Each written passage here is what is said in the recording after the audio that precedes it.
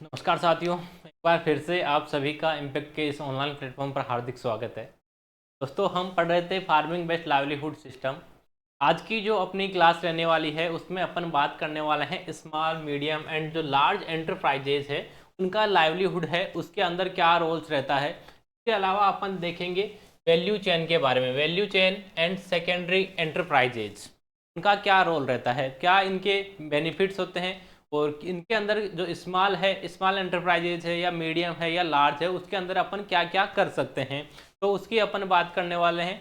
एक छोटा सा अपना टॉपिक है, ज़्यादा टाइम इस क्लास में अपने को नहीं लगने वाला है, तो स्टार्ट करते हैं अपन इस टॉपिक को। सबसे पहले अपन बात करते हैं इसके इंट्रोडक्शन की। Small medium and large enterprises play an essential role in enhancing the livelihood of farmer by creating multiple sources of income.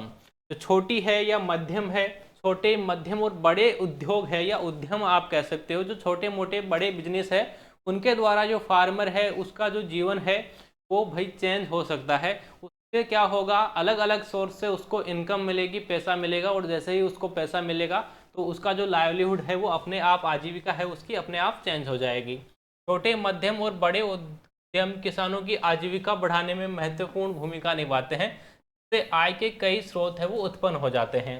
तो ये चीज़ है, इससे अपन क्या कर सकते हैं, अपनी इनकम है वो बढ़ा सकते हैं, और फार्मर है वो अपना लाइवलीहुड है, जो उसकी आजीविका है या जो जीवन यापन है वो अच्छे से कर सकता है। सबसे पहले अपन बात करेंगे इसके अंदर स्मॉल एंटरप्राइजेज। स्मॉल यानी छोटी जो एंटरप्राइजेज है, छोटे जो उद्यम है, उनकी अपन बात करेंगे एज ए लाइवलीहुड कंपोनेंट्स। किस प्रकार से ये लाइवलीहुड है कंपोनेंट है उसके रूप में कार्य करता है। अपन देखते हैं small enterprises for farmers includes bee keeping. यानी इसके अंदर जो फार्मर है, किसान है, वो क्या करेगा भाई, छोटे छोटे उद्योग है, छोटे छोटे उद्यम है, उनकी वो शुरुआत करेगा, वो स्टार्ट करेगा। जैसे उसने बी कीपिंग है वो स्टार्ट कर दिया, यानी मधुमक्खी पालन है वो स्टार्ट कर सकता है। मशरूम कल्टीवेशन, मशरूम उत्पादन है वो कर सकता है एक छोटे लेवल पे। And small scale dairy operations, इसके अलावा छोटे लेवल पर वो क्या कर सकता है, डेयरी एनिमल्स पाल सकता है, गाय भैंस पाल सकता है, दूध उत्पादन वो कर सकता है और बेच सकता है। These require low investment and provide quick returns. अब इससे क्या फ़ायदा होगा भाई, छोटे और स्मॉल एंटरप्राइजेस है, फार्मर है उसके पास में ज़्यादा अमाउंट में पैसे नहीं है, वो ज़्यादा इन्वेस्ट नहीं कर सकता है, वो छोटी एंटरप्राइजेज है उनकी तरफ जा सकता है। अलग अलग वो डाइवर्सिफाइड एंटरप्राइजेज, एक या एक से अधिक एंटरप्राइजेज करके जो अपनी इनकम है उसको बढ़ा सकता है। तो ये तीनों चीज़ें अगर वो करता है तो कम इन्वेस्टमेंट के साथ में वो स्टार्ट कर लेगा। जैसे एक दो उसने गाय या भैंस रख ली, इसके साथ में वो बी कीपिंग कर रहा है, छोटे लेवल पे कर रहा है, मशरूम उत्पादन वो कर रहा है, तो ये सारी चीज़ें करके वो अपनी इनकम है उसको बढ़ा सकता है, जल्दी से वो रिटर्न है वो ले सकता है। छोटे उद्यमों में मधुमक्खी पालन, मशरूम की खेती और लघु डेयरी संचालन शामिल है। इनमें कम निवेश की आवश्यकता होती है और ये जल्दी से लाभ है वो प्रदान करते हैं, जल्दी से आपको पैसे है वो मिलने वाले हैं इसके अंदर। अब बात करते हैं इसके बेनिफिट्स की। Reduce dependency on crop field alone. आपने जैसे फसल लगाई है, आपने फसल लगाई किसी भी कारण से, रोग के कारण से, या उसके अंदर बीमारी आ गई, इंसेक्ट लग गए, या आप कह सकते हो ओलावृष्टि हो गई, बारिश अधिक हो गई, बारिश कम हो गई, तो उसके कारण आपकी जो फसल है वो खराब हो गई, और सब कुछ आपका फसल पे डिपेंड था, आपका खेती पे आपका जीवन है वो डिपेंड था, आजीविका आपकी जो इनकम है वो उसी पे डिपेंड थी। तो फसल मान लो आपकी बिल्कुल खराब हो चुकी है, तो अब क्या होने वाला है, तो आप सेकेंडरी जो बिजनेस है, जो स्मॉल स्केल बिजनेस है, स्मॉल एंटरप्राइजेज है, वो कर सकते हो। से आपका जो खेती की जो यील्ड है, उपज है, अगर वो कम भी हो जाती है तो उस पर आप डिपेंड नहीं रहने वाले हो, बाकी चीज़ें हैं वो आपको प्रॉफिट दे सकती है। केवल फसल उत्पादन पर निर्भरता है वो कम करता है ये। सेकंड है helps farmer earn through out the year.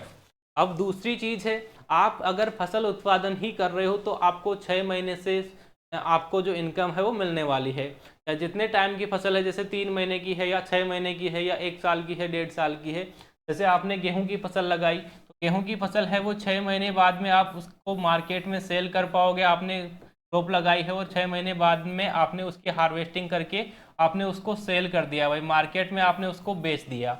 6 महीने बाद में आपको इनकम मिली, 6 महीने तक आपको बिना पैसे के रहना पड़ेगा भाई। जबकि आप अगर कोई अन्य ऑपरेशन इनमें से करते हो, जैसे मधुमक्खी पालन, मशरूम उत्पादन, या आपने डेयरी एनिमल पाल दिए तो दूध आप बेच रहे हो, या आप जैसे बी कीपिंग कर रहे हो तो आपने जो शहद है वो आपने सेल कर दिया, या मशरूम आपने सेल कर दी, तो प्रॉपर आपके एक छोटे ड्यूरेशन के अंदर आपको जो अमाउंट है, पैसे है, वो मिलते रहेंगे। यानी पूरे साल आप है वो इनकम जनरेट करते रहोगे। किसानों को पूरे वर्ष आय है अर्जित करने में मदद करता है। थर्ड है lower risk by diversifying income sources. के साथ साथ में आपको जो जोखिम है, यानी फसल खराब होगी तो क्या होगा, ये जो आपके माइंड में टेंशन बनी हुई है वो आपकी दूर हो जाएगी। अगर फसल आपकी खराब भी होती है तो आप अन्य जो एंटरप्राइजेज है, छोटे एंटरप्राइजेज है, उससे भी अपना लाइवलीहुड है वो बेटर कर सकते हो, उनसे इनकम है वो आप प्राप्त कर सकते हो। सेकंड अपन बात करने वाले हैं भाई मीडियम एंटरप्राइजेज, मध्यम उद्योग है या मध्यम उद्यम है, उसकी अपन बात करते हैं। Medium enterprises include poultry farming. Medium में अपन क्या क्या कर सकते हैं, जैसे अपन ने मुर्गी पालन कर लिया, वेजिटेबल प्रोसेसिंग यूनिट्स, जो अपनी सब्जियां हैं उनकी प्रोसेसिंग यूनिट अपन लगा सकते हैं, एंड लार्ज डेयरी फार्म्स, और बड़े डेयरी फार्म्स है वो आप बना सकते हो इसके अंदर, which require moderate investment and have wider market reach. इससे क्या होगा, एक मध्यम इन्वेस्टमेंट के साथ में आप ये बिजनेस स्टार्ट कर सकते हो, जिनकी मार्केट में बहुत ज़्यादा डिमांड है और ज़्यादा से ज़्यादा इनकम है वो आप जनरेट कर सकते हो। मध्यम उद्यमों में पोल्ट्री फार्मिंग, सब्जी प्रसंस्करण इकाई और बड़े डेयरी फार्म शामिल है, जिनमें मध्यम निवेश की आवश्यकता होती है और इनका बाजार है वो व्यापक होता है। इनमें कभी भी आप मार्केट में है वो सेल कर सकते हो, इनकी डिमांड है वो मार्केट में ज़्यादा रहती है। डेली बेसिस पे भी आप इनको सेल है वो कर सकते हो। सेकेंड जो अपनी सेकेंडरी है या मॉडरेट जो है वो ये एंटरप्राइजेज है। कि अगर बेनिफिट्स की अपन बात करें कि फ़ायदे अपन को इससे क्या क्या होने वाले हैं, तो increase employment for the family members, जितने भी आपके फैमिली मेम्बर्स हैं उनको रोज़गार मिल जाएगा इससे, उनको कहीं और भटकने की आवश्यकता नहीं है। आप अपना फैमिली बिजनेस है उसमें सारे लोग हैं वो लग सकते हो और अच्छी इनकम है वो जनरेट कर सकते हो। परिवार के सदस्यों के लिए रोजगार बढ़ता है। Provide a stable income source, और आपको स्थिर आय है वो प्रदान होती रहती है, हमेशा आपको फिक्स आय है वो मिलती रहती है। जैसे आपकी मुर्गी अंडा दे रही है तो वो तो अंडा देने वाली है, आप उसको मार्केट में सेल कर दोगे। आपकी गाय भैंस दूध दे रही है तो मंथली बेसिस पे या 15 दिन पे 10 दिन पे भी आपको पैसे हैं वो मिलते रहेंगे, या डेली बेसिस पे भी कह सकते हैं। इसके अलावा creates opportunities for the local market expansion. इसके अलावा जो छोटे बाज़ार होते हैं, स्थानीय बाज़ार है अपने लोकल, वहाँ पे आप उनको बढ़ा सकते हो, वहाँ आप उनका एक्सपेंशन है वो कर सकते हो। स्थानीय बाज़ार के विस्तार के अवसर है वो पैदा करता है, क्योंकि अन्य चीज़ें हैं वो आप मार्केट में जहाँ पे है ही नहीं, वो चीज़ें आप वहाँ पे सेल कर सकते हो, तो आपका जो मार्केट है वहाँ का वो बढ़ जाएगा। थर्ड जो है वो है वही लार्ज एंटरप्राइजेज, बड़े उद्यम है उनकी अपन बात करते हैं। इसके अंदर अपन क्या क्या कर सकते हैं।